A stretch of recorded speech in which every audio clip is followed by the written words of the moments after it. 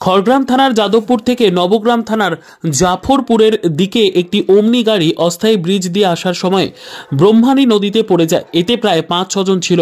এরা বহরমপুর থানার জীবন্তীর মাদ্রাসার ছেলে ছিল বলে জানা যায়।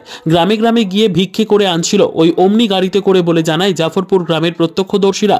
ব্রহ্মানী নদীতে জল না থাকার কারণে ওমনি গাড়িটি দুমড়ে মুচড়ে যায় আর আহত ব্যক্তিদেরকে প্রাথমিক চিকিৎসা করানোর জন্য 5 গ্রাম স্বাস্থ্যকেন্দ্রে পাঠানো হয় বলে জানায় প্রত্যক্ষদর্শীরা। ঘটনাস্থলে 2 থানার পুলিশ উপস্থিত হয়। শেষ পর্যন্ত গাড়িটি খড়গ্রাম থানার পুলিশ উদ্ধার করে নিয়ে যায় বলে জানা যায়।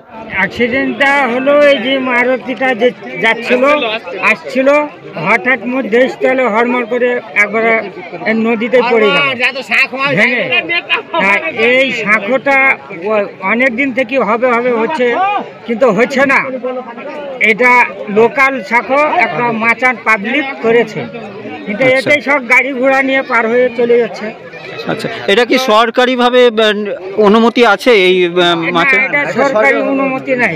কে করেছে মাচানটা এরকম? এটা আলিম শেখ, এই যাদবপুর গ্রাম আলিম। যাদবপুরের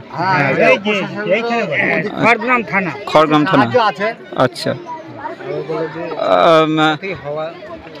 এই যে বলছি সরকার থেকে একান্ত হওয়া উচিত। এটাই বেশিরভাগ এই খড়গ্রাম থানার লোক আছে, ঝিলি অঞ্চল নবগ্রাম সবই এইটাই মেন রাস্তা, যাওয়া আসা এইটাই মেন রাস্তা।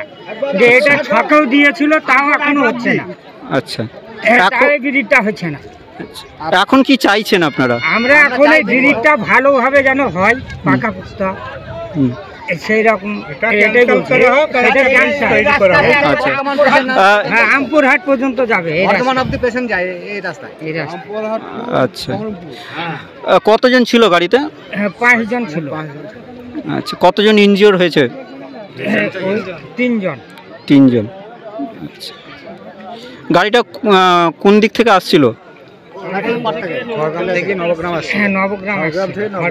খড়গ্রাম থেকে নবগ্রাম। আচ্ছা, কি ছিল গাড়িতে? গাড়িতে কি ছিল? মাদ্রাসার ছেলে ছিল, আদায়ের জন্য ফিরে এসেছিল।